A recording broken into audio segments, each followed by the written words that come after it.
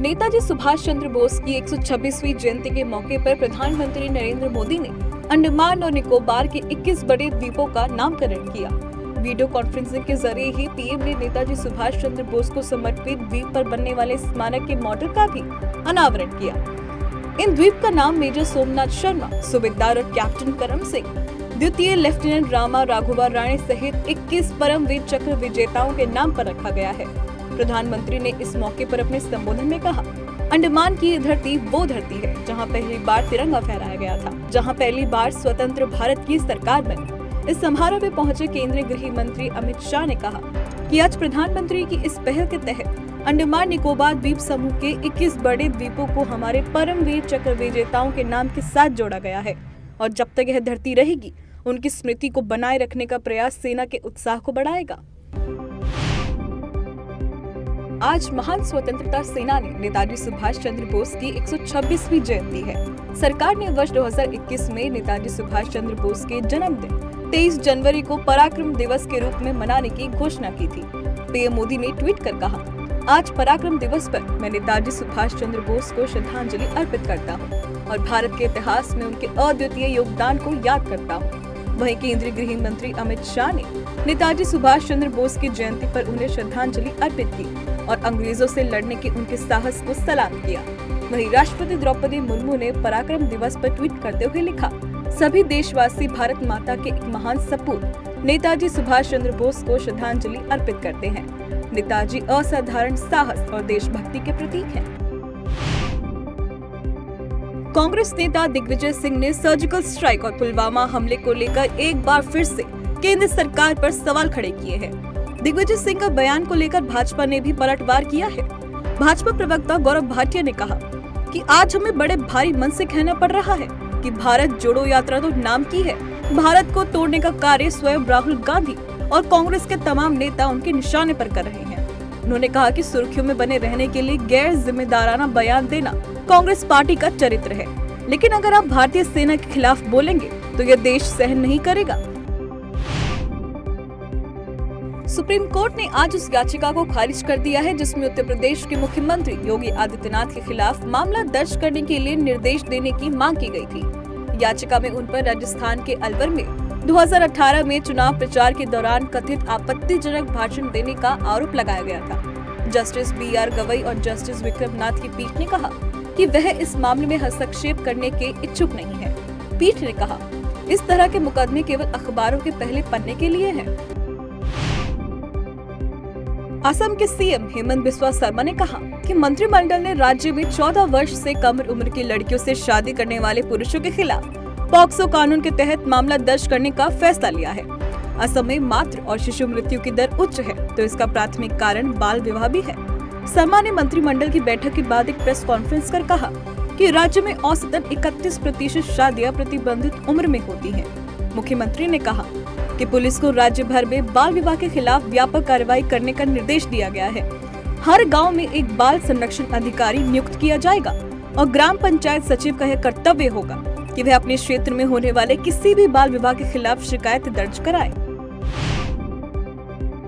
कर्नाटक हिजाब मामले पर सुनवाई के लिए सुप्रीम कोर्ट जल्द ही 3 जजों की बेंच का गठन करेगा। आज वरिष्ठ वकील मीनाक्षी अरोड़ा ने चीफ जस्टिस के सामने मामला रखते हुए जल्द सुनवाई का अनुरोध किया है। चीफ जस्टिस ने सुनवाई की कोई तारीख तो नहीं दी, लेकिन कहा कि कोर्ट जल्द ही बेंच के गठन पर विचार करेगा। बता दें कि 15 मार्च 2022 को कर्नाटक हाई कोर्ट ने फैसला दिया था कि महिलाओं का हिजाब पहनना इस्लाम का अनिवार्य हिस्सा नहीं है।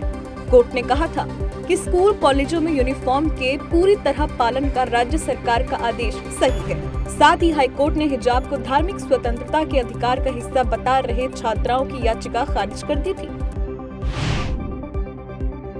राजस्थान स्थित अजमेर शरीफ दरगाह के गेट पर भड़काऊ भाषण देने के मामले में मुख्य आरोपी गौहर चिश्ती को कोर्ट में पेश किया गया।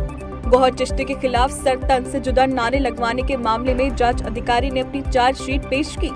चार्जशीट के आधार पर गौहर चिश्ती पर कोर्ट में आरोप तय किए गए। उस पर धारा 302-115 के तहत आरोप तय किए गए हैं। यह भीड़ को हत्या के लिए उकसाने के आरोप में लगाई जाती है।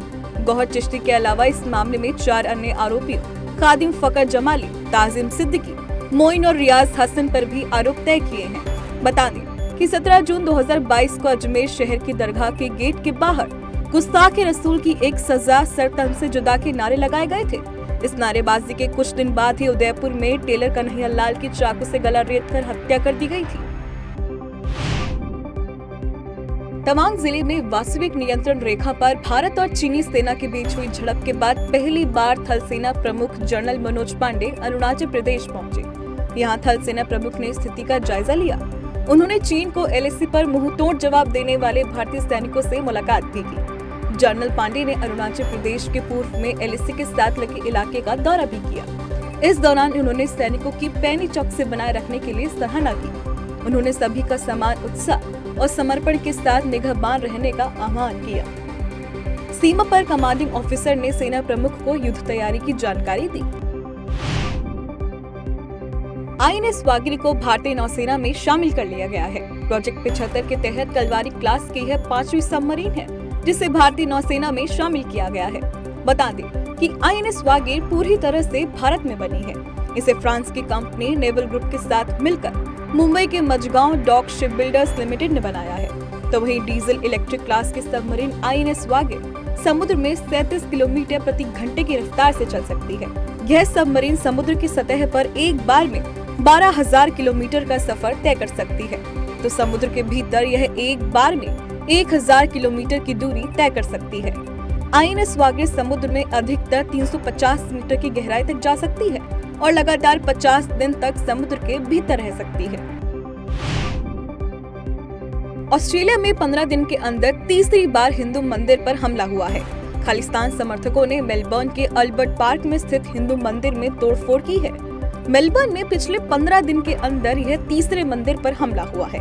इस्कॉन मंदिर, जिसे हरे कृष्ण मंदिर के नाम से भी जाना जाता है, उस मंदिर के साथ तोड़फोड़ की गई और दीवारों पर खालिस्तान जिंदाबाद, हिंदुस्तान मुर्दाबाद जैसे नारे भी लिखे हुए थे। बता दें कि खालिस्तान समर्थकों ने 12 जनवरी को पहले मंदिर पर हमला किया था। इसके ठीक 5 दिन बाद यानी 17 जनवरी को विक्टोरिया के कारम डॉन्स में स्थित शिव विष्णु मंदिर पर हमला किया गया था। पूर्व कैबिनेट मंत्री एवं स्पा एमएलसी स्वामी प्रसाद मौर्य के रामचरितमानस पर आए अपमानित बयान पर हिंदू महासभा ने लखनऊ के हजरतगंज कोतवाली में केस दर्ज कराया है और गिरफ्तारी की मांग भी की है। स्वामी प्रसाद मौर्य ने रविवार को कहा था कि रामचरितमानस में दलितों और महिलाओं का अपमान किया गया है। स्वामी प्रसाद मौर्य के बयान पर बीजेपी नेता पन्ना यादव ने नाराजगी जताते हुए कहा कि स्वामी प्रसाद मौर्य अपने चरित्र का उदाहरण दे रहे हैं। सच तो ये है कि उन्होंने रामचरितमानस पढ़ा ही नहीं है। उन्होंने कहा है कि हिंदू, मुस्लिम, सिख और ईसाई सभी राम को सम्मान देते हैं। इतने महत्वपूर्ण ग्रंथ पर टिप्पणी करना गलत है। मुख्यमंत्री शिवराज सिंह चौहान ने मध्य प्रदेश के सरकारी स्कूलों में गीता, रामचरितमानस और रामायण के प्रसंग पढ़ाने की घोषणा की है। मुख्यमंत्री विद्या भारती के सुघोष दर्शन कार्यक्रम में भी शामिल हुए। नेताजी सुभाष चंद्र बोस की जयंती पर भोपाल के ओल्ड कैंपेन ग्राउंड पर कार्यक्रम का आयोजन हुआ। इस मौके पर शिवराज सिंह चौहान ने रामचरितमानस, रामायण और आदि ग्रंथों की आलोचना करने वालों को जवाब दिया है।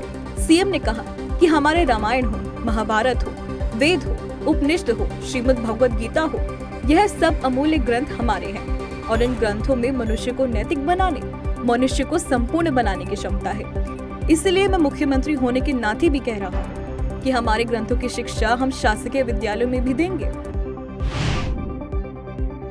केंद्र शासित प्रदेश जम्मू कश्मीर में भूमिहीन और गरीब वर्ग के लोगों को सरकार ने बड़ी राहत दी है। उपराज्यपाल मनोज सिन्हा की अध्यक्षता में प्रशासनिक परिषद की बैठक हुई है। इसमें कृषि सुधार अधिनियम 1976 की धारा 6, 7 और 12 में संशोधन को अनुमति दे दी गई है। इस अनुमति प्रस्ताव बिल को केंद्रीय गृह मामलों के मंत्रालय को भेजा जाएगा ताकि संसद के माध्यम से इसे मंजूरी मिल सके। बिल को मंजूरी के बाद लोग जरूरत के समय भूमि को बेच भी पाएंगे और बैंक से लोन आदि भी उन्हें मिल पाएगा। प्रशासनिक परिषद की बैठक में सलाहकार राजीव राय भटनागर, मुख्य सचिव डॉक्टर अरुण कुमार मेहता भी मौजूद रहे। मुख्यमंत्री योगी आदित्यनाथ से जर्मनी के राजदूत फिलिप एक्करमैन ने शिष्टाचार भेंट की। इस अवसर पर भारत और जर्मनी के बीच मजबूत आर्थिक संबंधों की चर्चा करते हुए उत्तर प्रदेश में औद्योगिक निवेश को लेकर सार्थक विचार विमर्श हुआ।